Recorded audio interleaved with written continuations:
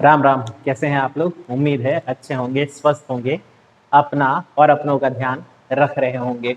देखिए, हम unlock phase 1 में जब पहुंचे हैं तो जितने तेजी से मामले सामने आ रहे हैं, इस बात के साथ ये समझ लीजिए कि अब आपको पहले से अधिक सतर्क रहना है, पहले से अधिक सावधान रहना है, अपने लिए भी और आपके आसपास के लोगों के लिए भी। खैर, हमारा विषय ये नहीं है। मैं आपको जैसा कि बता रखा था कि छत्तीसगढ़ न्यूज़ के बाद मैं राष्ट्रीय और अंतर्राष्ट्रीय न्यूज़ कवर करूंगा, तो ये उस बात का वीडियो है। जून माह का पहला हफ्ता 1 जून से 6 जून मैंने कोशिश की कवर करने की इसमें, और इसमें हम एक एक करके महत्वपूर्ण न्यूज़ देखेंगे। ये वीडियो और बड़ा हो सकता है, लेकिन मैंने कुछ न्यूज़ जो है उस पर कटौती की है। मेरी पूरी कोशिश है कि मैं अपने टेलीग्राम लिंक में और भी जो महत्वपूर्ण न्यूज़ है वो आपको भेजता रहूं। तो अगर अब तक आप मुझे टेलीग्राम लिंक में मुझसे नहीं जुड़े हैं तो कृपया जुड़िए, ताकि आप और अधिक न्यूज़ जान सकें। बहरहाल, जो न्यूज़ मैंने छाटी है उसके साथ शुरू करते हैं। और पहली न्यूज़, आई कमिट, सही सुन रहे हैं। और ये एक नई पहल है, नई पहल जिसे प्रारंभ किया गया है बिजली और नवीन ऊर्जा मंत्रालय के द्वारा। विद्युत और नवीन ऊर्जा मंत्रालय के द्वारा इसे प्रारंभ करने का उद्देश्य बहुत साफ है। भारत में स्वच्छ ऊर्जा को बढ़ावा देना, नवीकरणीय ऊर्जा को बढ़ावा देना। क्या होती है नवीकरणीय ऊर्जा? ये उम्मीद है आप समझते होंगे। जैसे हम कह सकते हैं कि सौर ऊर्जा या जल ऊर्जा आदि को बढ़ावा देना, ऐसा ऊर्जा जो कि पर्यावरण को दूषित ना करे, इसको बढ़ावा देने के लिए योजना बनाई गई है। आई कमिट नाम दिया गया है, और इसका नोडल जो है वो EESL यानी एनर्जी एफिशिएंसी सर्विसेज लिमिटेड जो है उसे सौंपा गया है। ये चर्चा में रहेगी, कई बार योजना के नाम से ही प्रश्न आ जाता है। दूसरी न्यूज पर बात करेंगे। दूसरा न्यूज बहुत महत्वपूर्ण दिखाई देता है। एशियन कप 2022 महिला, फीमेल लिखा हुआ है, देख पा रहे हैं। एशियन कप 2022 में आयोजित जो होने वाला है महिलाओं के लिए, उसकी मेजबानी भारत कर रहा है। भारत को बाय डिफॉल्ट इस संघ का हिस्सा बनने का मौका मिलेगा, या आप कह सकते हैं इस प्रतियोगिता का हिस्सा बनने का मौका मिलेगा, क्योंकि भारत मेजबान देश है। क्वालिफाइंग मैच उसे नहीं खेलना पड़ेगा। 12 टीम इसमें हिस्सा ले रही हैं। भारत में इससे पहले 1979 में ये स्पर्धा हुई थी, और उसके बाद अब 2022 में कहीं जाकर के ये हो सकेगी। अगर कुछ एक जुड़ी हुई बातें और जाने तो एशियन फुटबॉल बोर्ड के जो प्रमुख है वो शेख सलमान बिन इब्राहिम है। जबकि यदि भारतीय फुटबॉल फेडरेशन की बात करें तो प्रफुल्ल पटेल जो है वो उसके चेयरपर्सन है वर्तमान में। ये कुछ ऐसे डाटा है जो आप आजू बाजू मौजूद रहते हैं और आप अक्सर छोड़ जाते हैं, इनको भी थोड़ा ध्यान रखना है।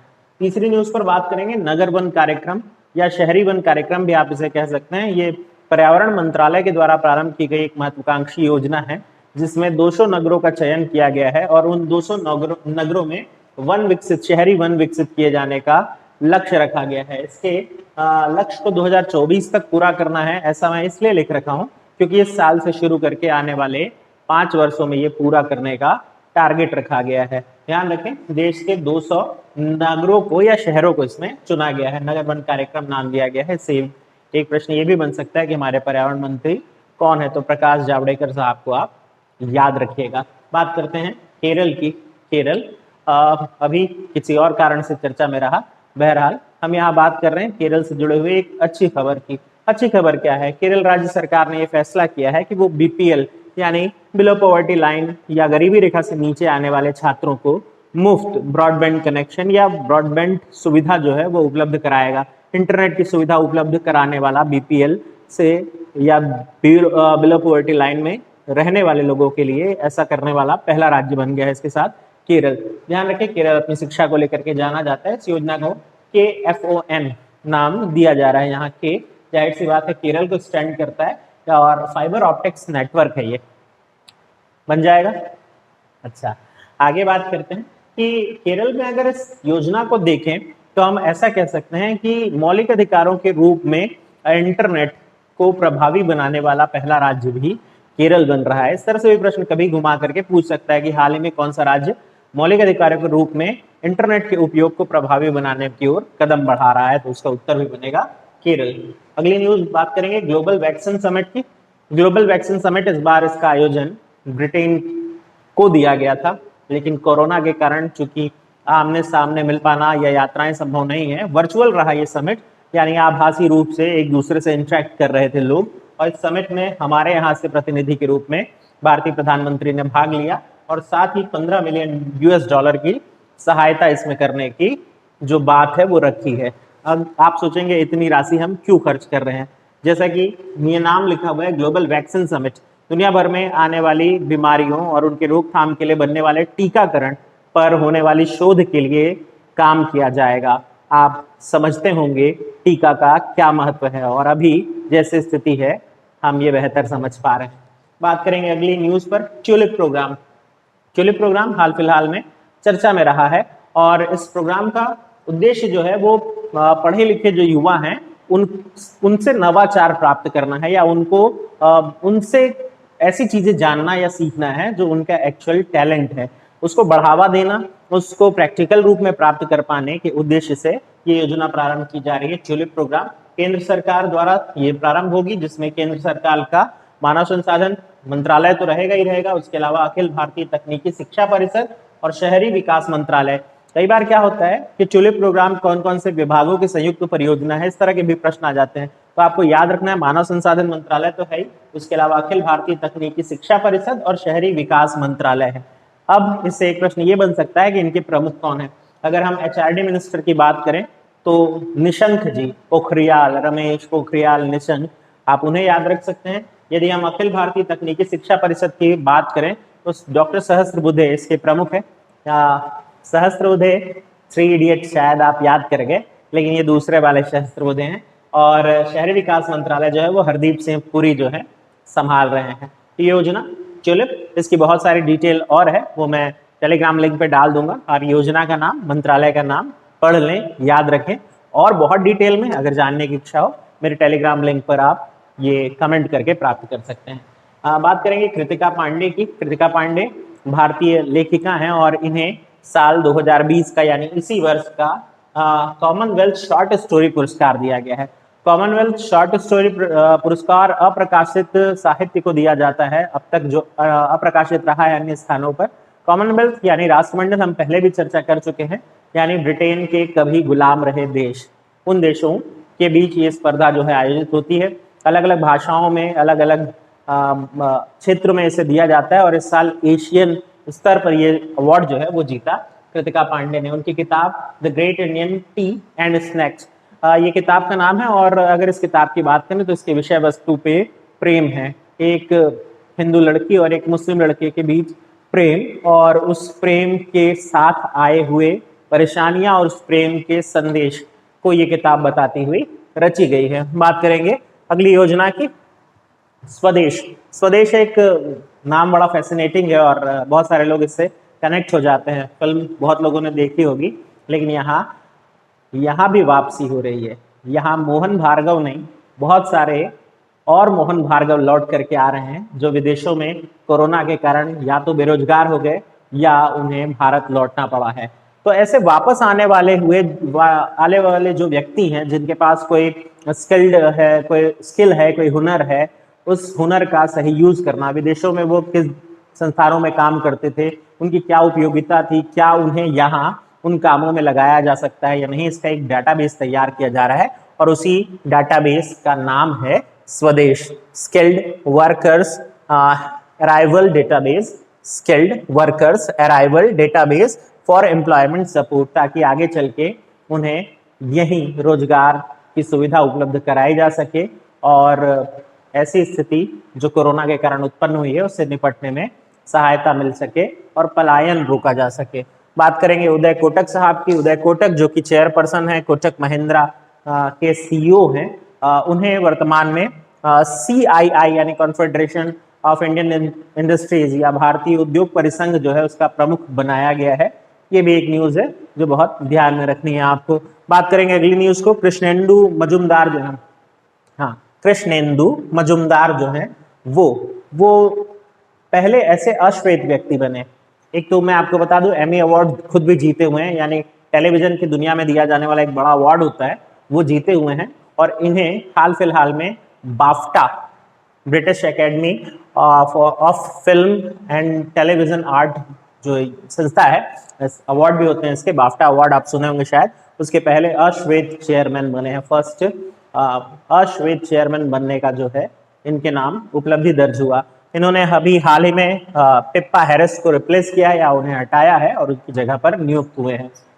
जब अभी अमेरिका में स्थिति आप देख रहे हैं जॉर्ज फ्लॉयड वाली घटना, ऐसी स्थिति में ये एक अच्छा जो है मैसेज माना जा सकता है। बात करेंगे माई लाइफ माई योगा।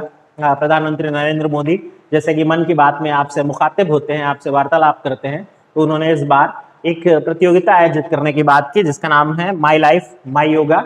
और जाहिर सी बात है आयुष मंत्रालय, क्योंकि आयुष मंत्रालय के आयुष में योगा शामिल है। आयुष का फुल फॉर्म पता है ना? पता है तो कमेंट बॉक्स में मुझे बताइए, और नहीं पता तो मैं आपको जरूर बताऊंगा। ध्यान रखें आयुष मंत्रालय इसमें ऑर्गेनाइज करेगा, इसे होस्ट करेगा, और अनाउंसमेंट की हमारे प्रधानमंत्री नरेंद्र मोदी जी द्वारा। अब बात करेंगे अरुण सिंघल की। अरुण सिंघल FSSAI के नए प्रमुख बन गए हैं। यहाँ FSSAI जो है वो है food safety and standard authority of India. नाम से समझ में आ गया होगा काम, फूड सेफ्टी भी है और इसका स्टैंडर्ड यानी मानक भी निर्धारित करने वाला जो संस्था है भारत के लिए, उसके चेयरपर्सन के रूप में अरुण सिंघल को नियुक्त किया गया है।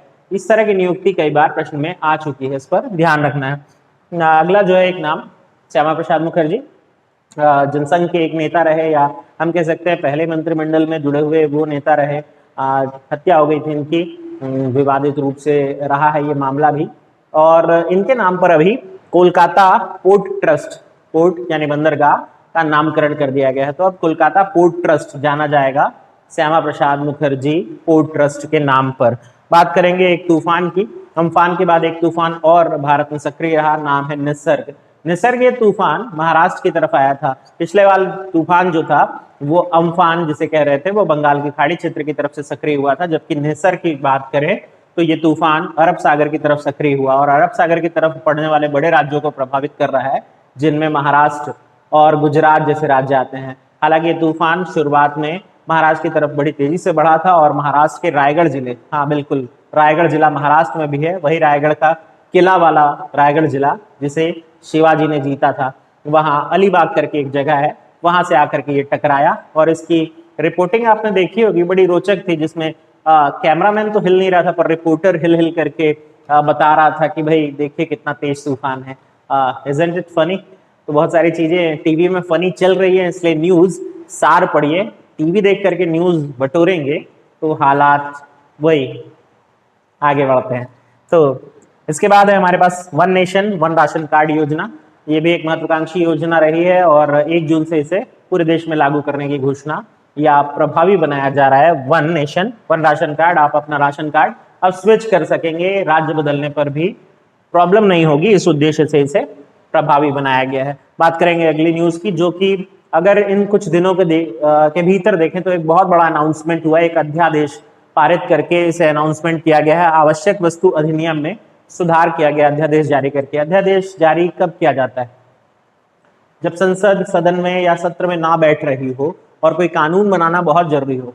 क्यों ऐसा? क्योंकि संसद ही वो संस्था है जो देश में कानून बनाने का काम करती है। ऐसी स्थिति में जब संसद ना बैठ रही हो और कानून बनाना जरूरी हो जाए तो राष्ट्रपति जी के माध्यम से मंत्रिमंडल अध्यादेश जारी कराता है या बनवाता है। तो ये ऐसा ही कुछ हुआ है, और इस अध्यादेश में हमारे जो आवश्यक वस्तु अधिनियम है उसमें थोड़ा संशोधन किया गया है, और एक बहुत महत्वपूर्ण संशोधन है वो ये है कि अनाज, दाल, खाद्य तेल, प्याज, आलू जैसी चीजें जो हैं इसे आवश्यक वस्तु अधिनियम से भी बाहर कर दिया गया है।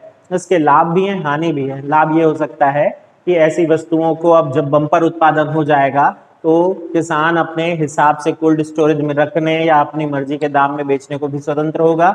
इसे निर्धारित मूल्य पर ही बेचना पड़े ऐसा उसे ना करना पड़ेगा। और नुकसान ये हो सकता है कि ऐसी स्थिति में जो बड़े व्यापारी हैं वो इसका लाभ कमा सकते हैं जमाखोरी आदि के माध्यम से।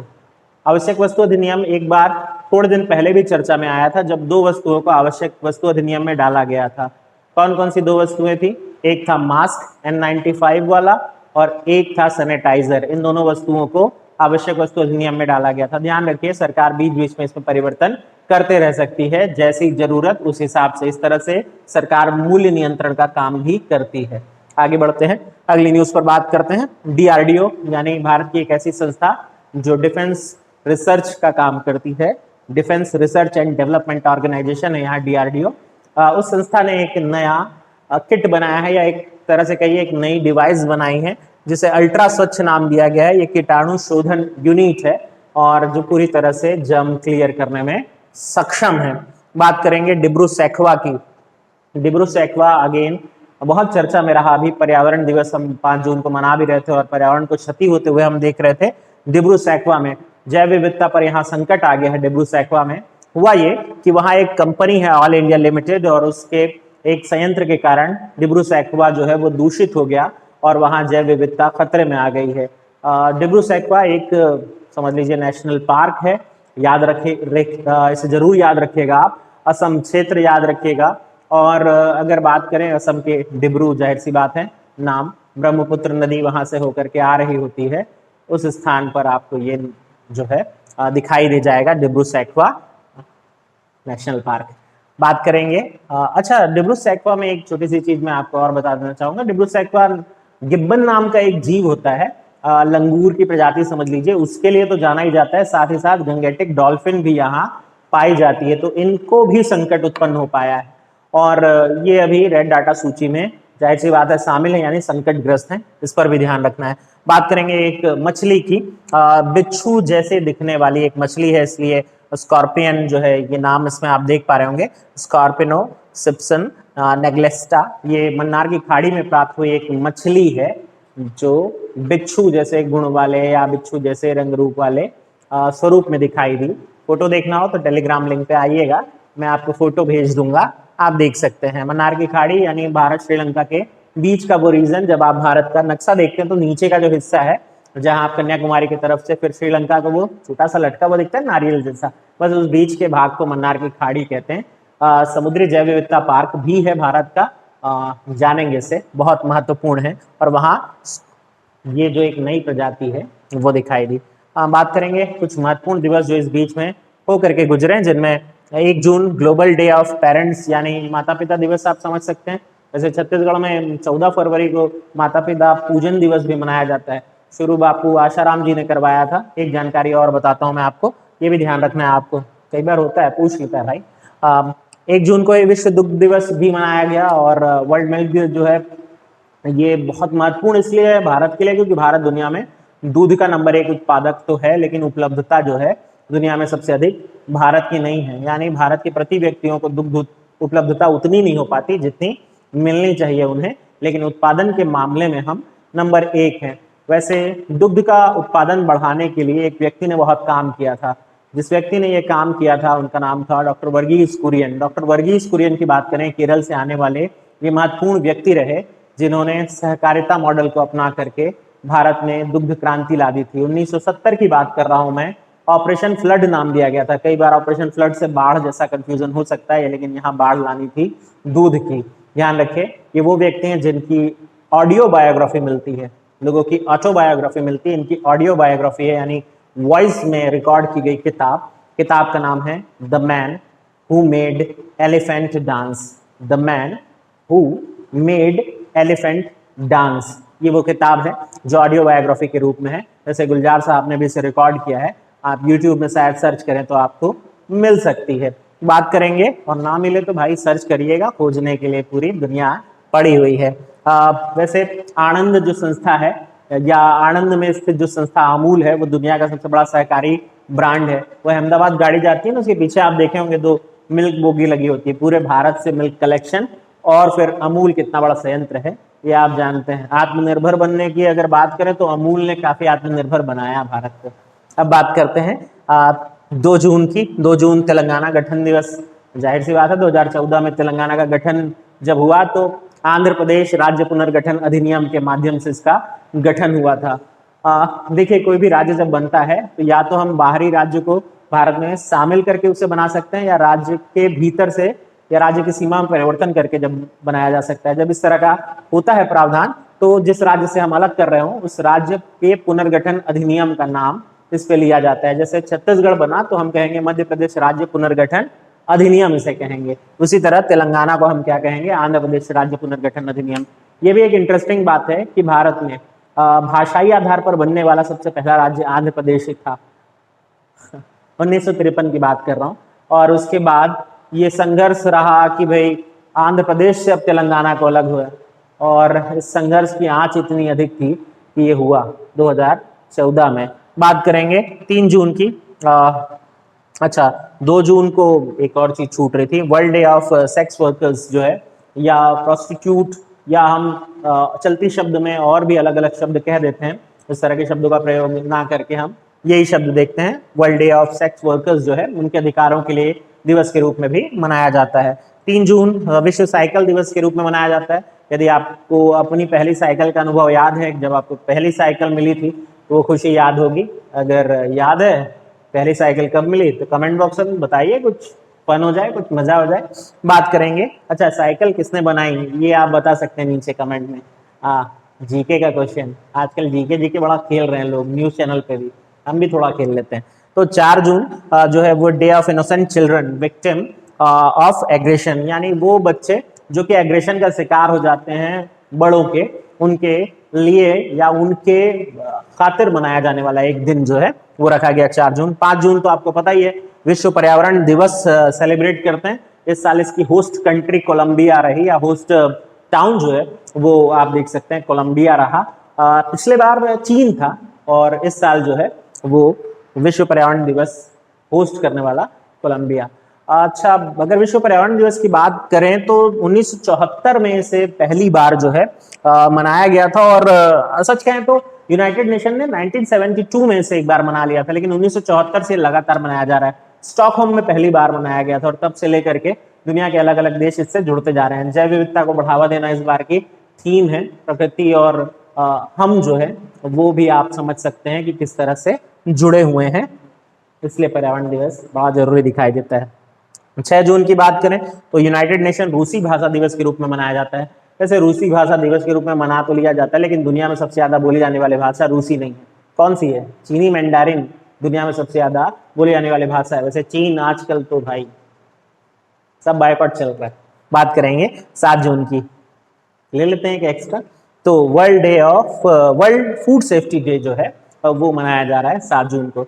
ये कुछ समाचार थे जो मैं कलेक्ट कर सका, इसके अलावा भी बहुत सारे समाचार है, यकीन जानिए।